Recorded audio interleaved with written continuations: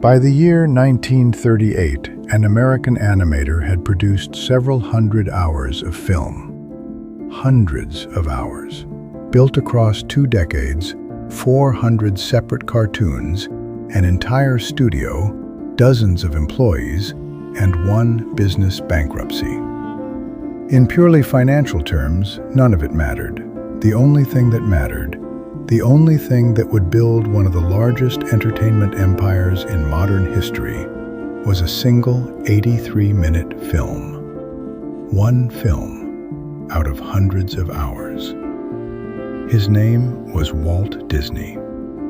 And his story explains why most of your effort in nearly every domain will not be the work that defines you.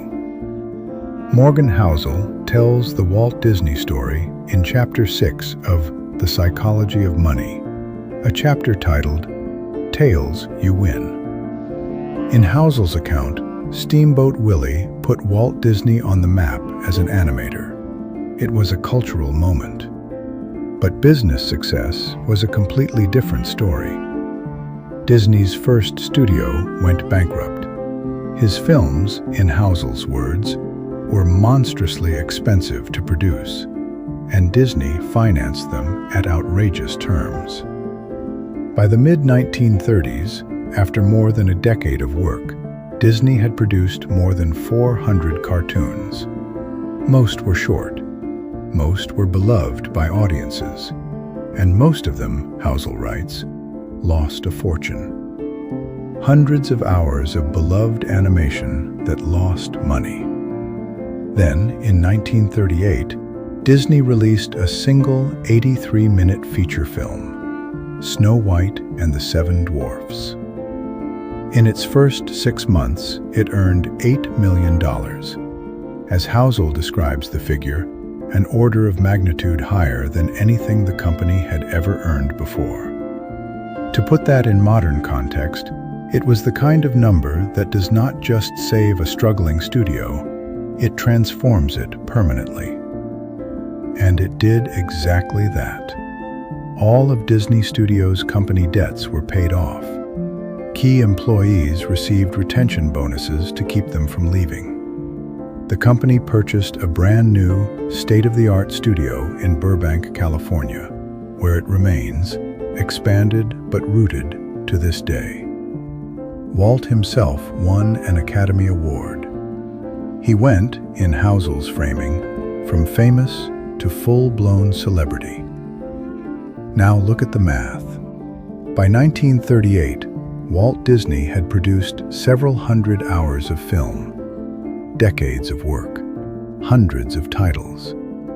In purely business terms, every single one of them was a rounding error. The 83 minutes of Snow White, Housel writes, were all that mattered. This, Housel argues, is what tail events look like in their purest form. Anything that is huge, profitable, famous, or influential is the result of a tail event, an outlying 1 in thousands or 1 in millions outcome. Snow White was Walt Disney's tail event. Without it, there is no Disney empire. With it, everything else he had ever produced, including the 400 films that lost money, became, in retrospect, the necessary cost of getting to it. Housel's framing of the tail event lesson is one of the most freeing ideas in the entire book. Most of what you do will not work. Most of what you produce will be forgotten. Most of your investments will underperform. Most of your career swings will not define your career. This is not a failure. This is the structure of the world. What matters, what carries the entire arc of any meaningful financial life, is the tiny number of outcomes that go disproportionately right. The one stock that compounds for 40 years. The one career risk that lands. The one client that becomes a decade-long relationship. The one project that breaks the algorithm. The one decision that compounds. Disney did not get Snow White by being right 400 times in a row. He got Snow White by accepting that he might be wrong 400 times and being willing to keep showing up anyway. The math of tail events demands you tolerate enormous amounts of failure on the way to a small number of transforming wins. Here's the part of this episode that took the longest to accept. Pick the most successful creator you follow on any platform. Look at their full library. Most of their content has, in raw audience terms, failed. A handful of pieces carry their entire career. The breakthrough video, the viral post, the single episode that landed. That tail event mathematics applies to every creator working today, and it applies to you the moment you start producing anything. In our content economy, this dynamic has become the defining force. Most posts disappear into the algorithm. Most videos get a few hundred views.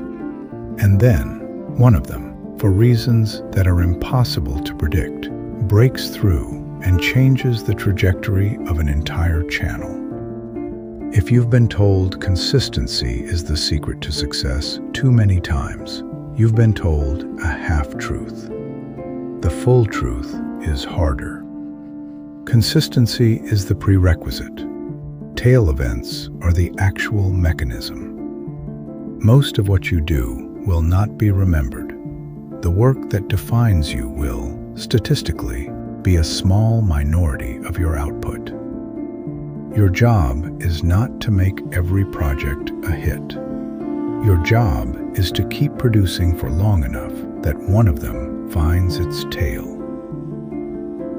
3 concrete moves drawn directly from the tail event principle. 1. Accept your failure rate before you begin. If you are an investor, accept that most stocks you buy will underperform. If you are a creator, accept that most posts will flop. If you are a professional, accept that most of your work will be forgotten. Walt Disney made 400 cartoons that lost money.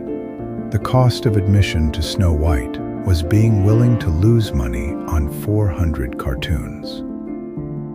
2. Keep producing for a long enough horizon that tails can find you. The investor who quits after the second crash never sees the bull market. The creator who quits after the third flop never finds the breakout. The career risk-taker who gives up after one bad bet never sees the second one land. Time in the game is what produces tail outcomes. 3. When a tail does land, do not interrupt it. Disney did not pull Snow White from theaters early to lock in profits. He let it run. The single best thing you can do for a winning investment, a winning career bet, or a winning piece of content is to refuse to interrupt its compounding. If this season has changed how you think about money even a little, share it with one person who needs it. Hit subscribe so the next season finds you. This was the final story of Season 1 of Yield Tales' Psychology of Money series. Across these 10 episodes, we have covered the janitor who beat Wall Street, the 1 in a million luck of Bill Gates, the heartbreaking story of Kent Evans, the Wi-Fi inventor who skipped gold coins into the Pacific, the Harvard MBA who lost his 18,000 square foot mansion, 96% of Buffett's wealth that came after age 50, the third Buffett who lost everything to leverage, the McKinsey CEO who threw it all away, why nobody actually sees your Ferrari, and why one 83-minute film built an empire. If you watched all 10, you have absorbed the spine of the most important investing book of the last decade. Drop your favorite story from the season in the comments. Tell us which lesson hit hardest in your own life. Season 2 is coming. Same channel, new book, new stories. We will see you in the next one.